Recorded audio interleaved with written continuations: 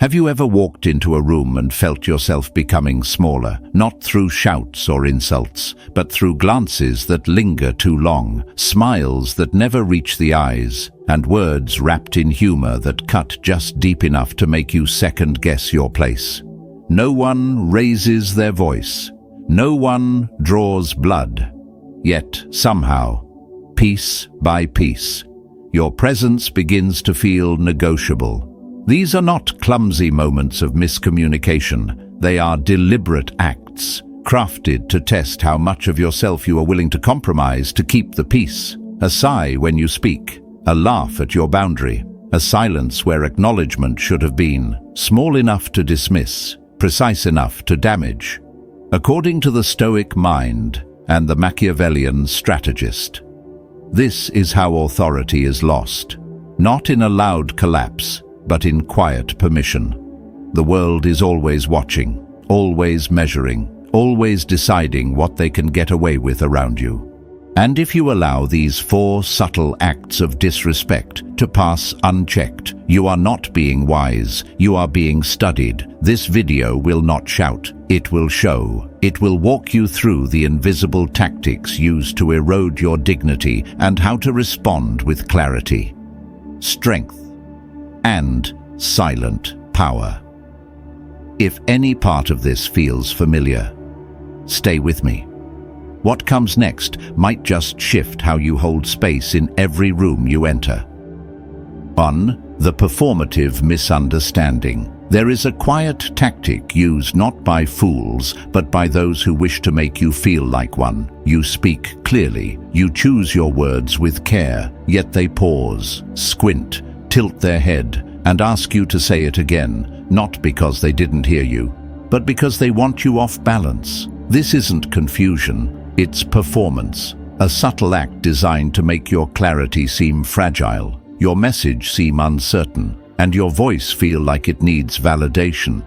And if you fall for it, if you begin explaining yourself again and again, you surrender your authority not by shouting or giving in, but by stepping into the role they've quietly cast for you, that of someone desperate to be understood. In the Stoic world, this isn't just rude, it is an attempt to erode your dignity. Marcus Aurelius reminded us to speak little, but speak well. So here is your response. When someone pretends not to understand you, do not chase their approval. Do not fill the silence with repetition. Stand firm. Let your original words carry their full weight. Say once, clearly, and if they feign confusion, calmly meet them with this. Perhaps this is not a priority for you. That is not rudeness. It is a declaration of self-respect. Because those who truly value your thoughts do not pretend to mishear them. They listen the first time. And those who don't are not confused. They are testing the boundaries of your self-assurance. The Stoic does not bend to such games. He holds the line in silence and lets others reveal their own character through their evasions. Do not over-explain. Do not plead. Say it once, then stand still. That stillness is your shield. That restraint is your strength.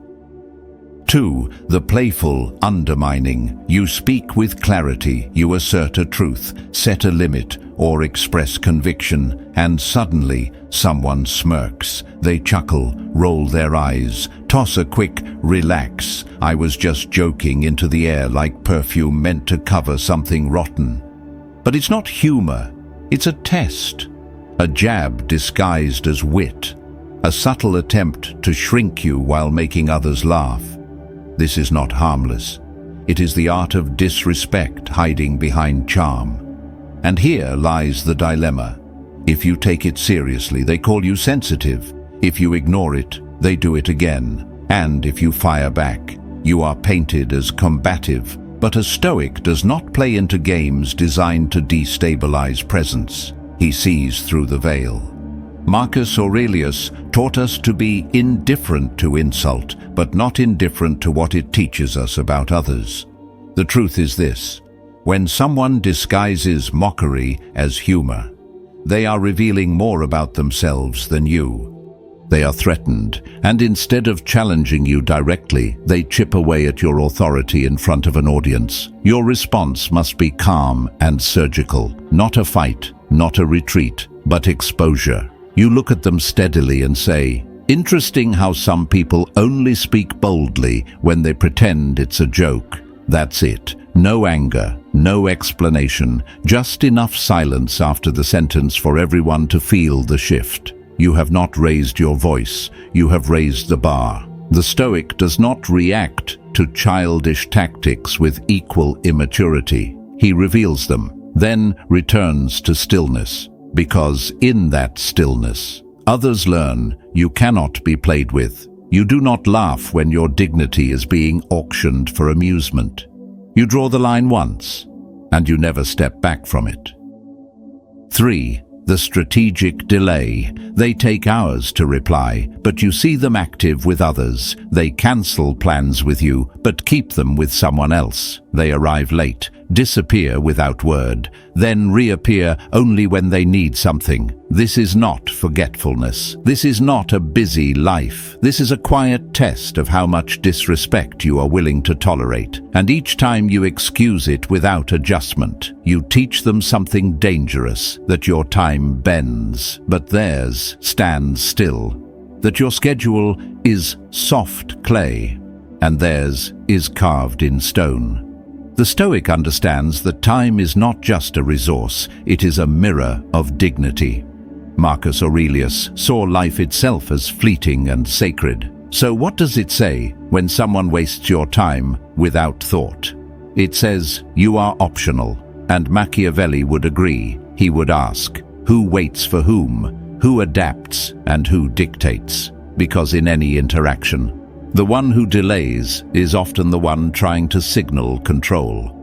Your answer must not be anger, it must be clarity. You stop chasing, you stop reaching first. You no longer rearrange your life for those who cannot keep appointments or honor your presence. You become silent, not in bitterness, but in precision. If they care, they will notice your absence. If they don't, they were never showing up for you in the first place. The Stoic never begs to be prioritized. He becomes someone whose time is valued by how he treats it himself. And in doing so, he teaches others one of the deepest lessons in power. Availability is not proof of kindness. It is a reflection of what you allow. 4. The Supportive Sabotage. They cheer for you in public, but quietly pull the reins in private. They clap when you speak of your goals, then gently caution you not to aim too high. They praise your ideas, but later whisper to others that it still needs polish. They tell you to be bold, then suggest you were too intense. This is not care. It is sabotage disguised as encouragement, a slow erosion of confidence dressed in concern. And the most dangerous part is how convincingly it wears the mask of love.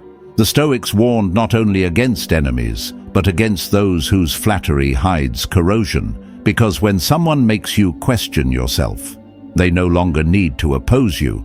You will shrink without resistance. Machiavelli understood this game. He knew that power is rarely taken by force. It is often surrendered in small hesitations. That is why he would recommend a test, not a confrontation, but a quiet experiment. Share a version of your vision that is just a little bolder than what you truly intend. Then watch. Do they uplift it or try to dim it? Do they mirror belief or mask doubt with compliments? Their reaction tells you everything. If they try to scale you back under the guise of care, they are not protectors. They are protectors of your smaller self. You don't need to remove them entirely, but you must remove their access to what matters. You compartmentalize, you nod, you smile, but you stop handing them your fire. Your vision is not for those who only believe in it when it stays small. The Stoic does not explain his growth. He lives it. He does not beg to be supported. He honors his path in silence and lets the outcomes speak. True allies do not ask you to dim your flame, they guard it, and those who don't have no place in the front row of your future. And once you've recognized these 4 subtle acts for what they truly are, Tools of quiet disrespect wrapped in charm, habit, or false support. There is one lesson that rises above them all. Behind every dig, every delay, every diluted compliment lies a single battlefront, the narrative. Because it is not just the action that erodes your power, but the story it tells about you if left unchecked. And that brings us to the foundation of all true authority, both in Stoic life and Machiavellian strategy. Controlling the narrative. Control the narrative. Every time you allow subtle disrespect to pass unchallenged, you are not being peaceful. You are surrendering the authorship of your identity. You are letting someone else define the terms of your worth. To the Stoic and the strategist alike, this is not humility. This is erosion. Machiavelli understood this with brutal clarity. In his world, the one who controls the story controls the battlefield. And in our world, it is no different. Authority is not claimed through volume or force. It is established in silence, in those quiet moments when someone pushes your boundary just slightly, watching to see if you notice. And if you don't, they do not respect your patience. They log your permission. When someone jokes at your expense, delays your time, or offers compliments laced with doubt, they are not playing, they are probing. They are asking a question without words. How much of yourself will you give away before you draw the line? And if your line is flexible, if your dignity is negotiable, they will treat it as such. The Stoic does not draw his value from the opinions of others. He draws it from how firmly he protects his inner code. And part of that code must be this: silence is not consent unless you let it be. Authority is not built in confrontation, it is built in calibration. It is the art of knowing when to respond and how. Not in anger, but in sharp precision. Machiavelli never advised outbursts or reckless reaction. He advocated clarity. Every gesture must serve a purpose. Your goal is not to punish every offense. It is to make each offense costly, not through drama, but through consequence. When someone crosses the line, you do not explode, you reduce access, you recalibrate tone, you change the rhythm of engagement so that they feel the absence of your approval more deeply than they would ever feel your words. Real power is not about commanding others, it is about setting the terms of engagement so precisely that others adapt to your presence. So remember this, you do not need to prove your strength to anyone, you only need to live in such a way that people feel the cost of disregarding it. Never let a whisper go unanswered. Never let the smirk, the shrug, or the quiet dig go unchecked in your mind. Because when you allow small offenses to slip through, you are not showing grace. You are teaching people that your boundaries are open doors. And the Stoic never leaves the gates of his integrity unguarded. Reclaim power without raising your voice. Picture yourself in a group conversation. You begin to speak. Your thoughts gather momentum. Your voice gains strength. And right at that moment, someone cuts in. Not aggressively, not enough to raise alarms, but just enough to shift the spotlight, just enough to break your rhythm. Most people in that situation do one of three things. They go quiet to avoid conflict, they laugh nervously to keep the mood light, or they try to speak louder. Thinking volume will reclaim control. But each of these responses hands over power, because now you are reacting, not leading. You are adjusting to their disruption rather than anchoring the room with your presence. Machiavelli, ever the strategist, would not raise his voice, he would shift the frame. Imagine this, as someone interrupts. You pause, you do not flinch. You turn your eyes toward them, steady and unbothered. Then you say calmly, just loud enough for others to hear, "Interesting how you always speak just as I'm about to land a point. Makes me wonder what part of it unsettles you." The room changes, not through force, but through exposure. No yelling, no tension, just a clean mirror held up with surgical calm. Now the group sees what you see. The one who interrupted no longer looks clever, they look exposed. You have not escalated the moment, you have redefined it. This is what the Stoic calls mastery of self. Command without noise, precision over reaction. But not all slights are interruptions. Some are silent withdrawals. You achieve something remarkable, you rise, you earn a moment of recognition, and they go quiet. No congratulations, no acknowledgement, just silence where support should have stood. This absence speaks volumes. It says, "Your success does not deserve my voice." It is not an oversight. It is strategy, not an attack, but a quiet refusal to elevate you. And that silence, when repeated, can begin to distort how you view yourself. Machiavelli would call this a war of morale, and the Stoic knows your worth is not measured by applause. So what do? You do not beg for praise. You do not point out the silence hoping for guilt. You speak of your achievements not as decoration, but as facts. In conversation, you say, "That campaign I led last quarter taught me a lot about managing pressure." It is not boasting, it is reframing. It is reclaiming your voice in a space where others try to mute it. You do not seek validation, you build visibility. You make the silence around you conspicuous, not by calling it out, but by ensuring your value echoes louder than their absence. Now we arrive at the most venomous of all tactics, collective undermining. A behavior so subtle it often escapes detection until your confidence is already chipped. It begins with shared glances, laughter that feels too sharp, inside jokes that exclude you by design. It is the group dynamic used to destabilize you quietly. At first, you doubt yourself. You tell yourself not to overthink, but this is exactly the goal, to make you second-guess what you clearly feel. And when you react emotionally, when you become defensive, they win. Because now they label you difficult, overreactive, unstable. The Stoic does not fall into that trap. He holds the frame. He maintains clarity. Suppose your team subtly mocks an idea you once pitched. There is snickering, passive tones, a quiet undermining of your presence. You do not react. Instead, you arrive at the next meeting prepared. You say, "Since my last suggestion didn't seem to land, I sent a few versions of it to someone outside our team. Turns out, 2 of them are already being used by competitors." Thought that was interesting. You do not need to insult anyone. You do not need to explain. You let the facts do the speaking. You bypass the echo chamber and return with proof. That is not defense.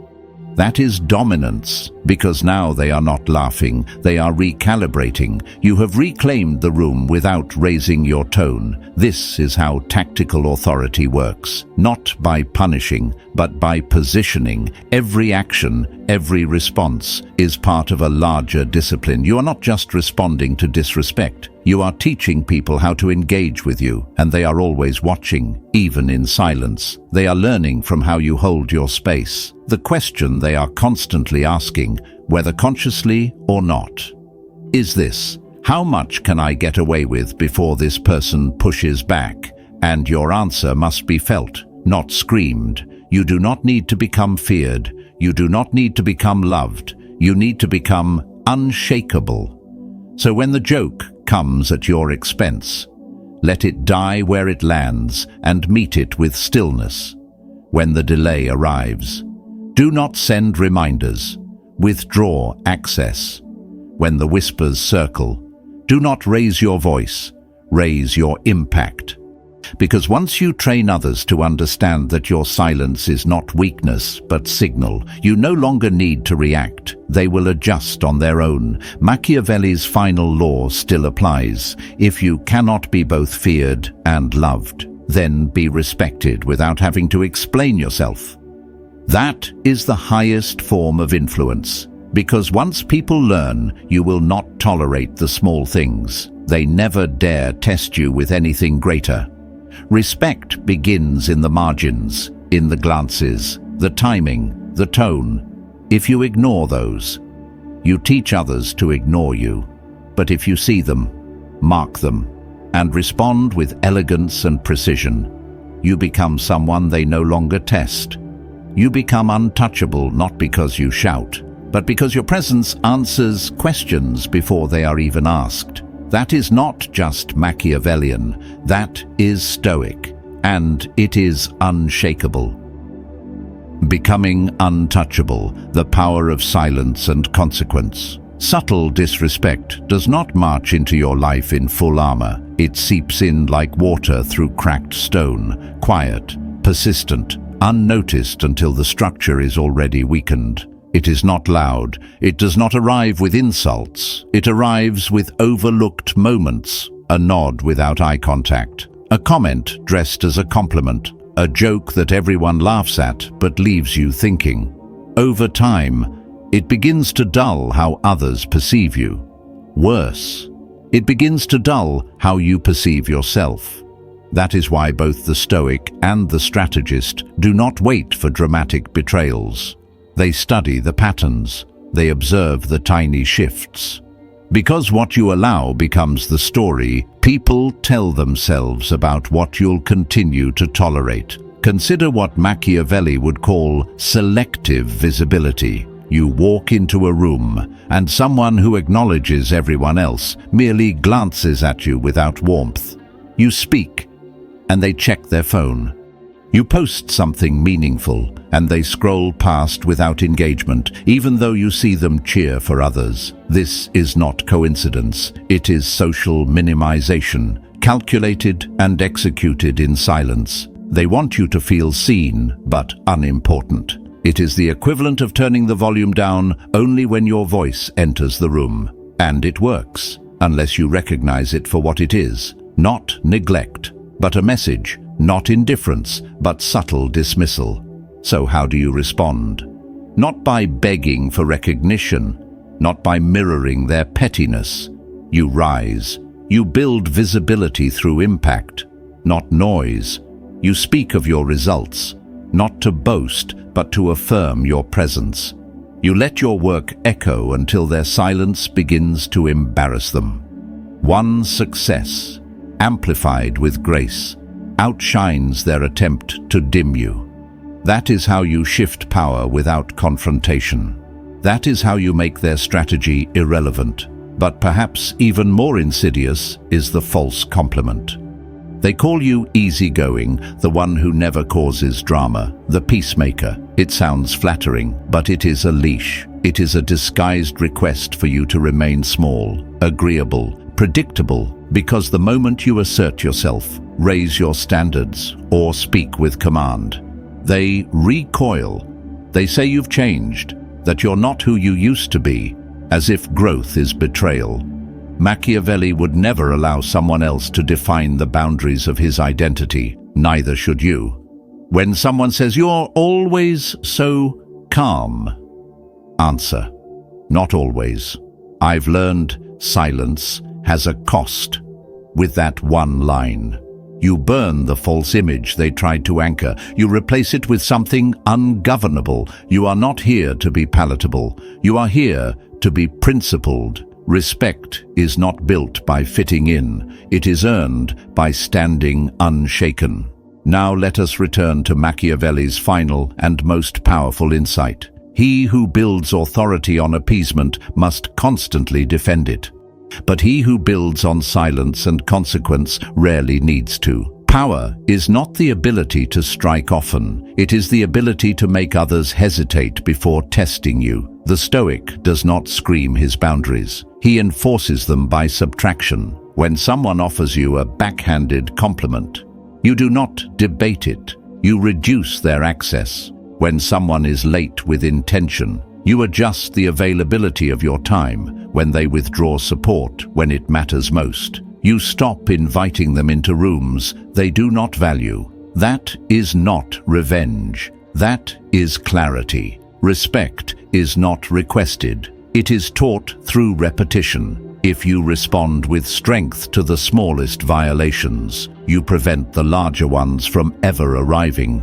Because disrespect never begins at full volume.